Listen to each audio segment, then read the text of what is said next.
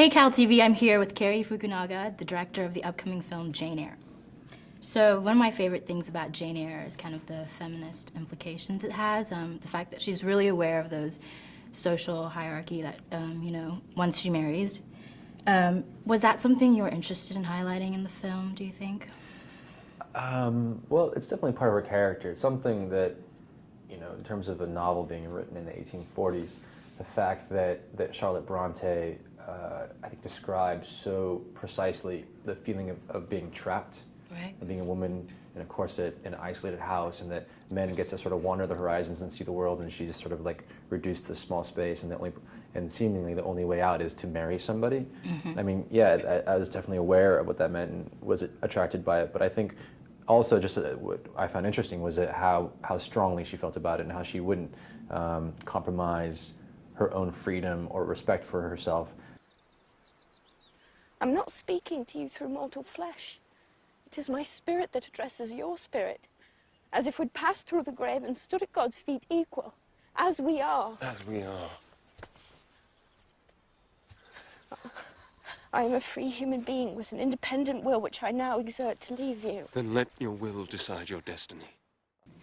Previously, you said Michael Fassbender didn't quite fit the physical characteristics of Rochester, but you cast him because there's something about him. What was that? It's that fire and that intellect, and I think it's about there's something very complex about Michael in terms of how he approaches roles, and you see in him the duality of good and bad. There's something about him that seems like mischievous, but also like really open-hearted.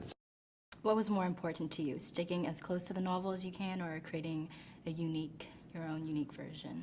I think being faithful to the novel, and that would be my own unique version. I think it would, by nature of films and the sort of ingredients that go into it, you're not gonna. There will never be another Jane Eyre with me and Michael and I. This version is that version, and it will immortally be that version, so unique in that sense. I also had the opportunity to sit down with Wasikowska, the lead actress of the film. So, would you consider Jane Eyre to be a feminist character, and how did you incorporate that when you're preparing for the role? Yeah, I think she is a feminist character, mainly because feminism is about equality, and Jane is all about equality and finding her equal, so yeah, I would say so. How did you go about reconciling your personal thoughts about the character Jane Eyre with kind of versions you've previously seen before?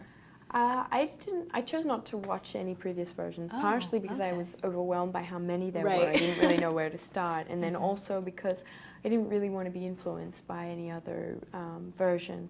And I had sort of a strong image in my mind of what Jane was like, so I tried to just sort of to do that. For those guys who don't know, and girls, what it feels like to be in a corset, do you want to talk about the experience? It's very painful. It really helps you understand the repression that women faced in that time.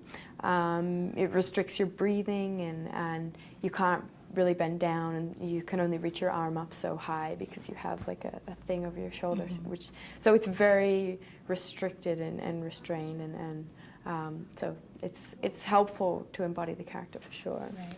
So how do you think working on this film's kind of influenced the path you want to take later into the future? Well, I really like doing things that challenge me and that are different from what I've done before. So as long as I can keep doing those sorts of films, I think it's essential, to challenge yourself and do things different, to remain interested in acting. Well, thank you for your time. Thanks for watching, and be sure to check out the film coming out March 18th.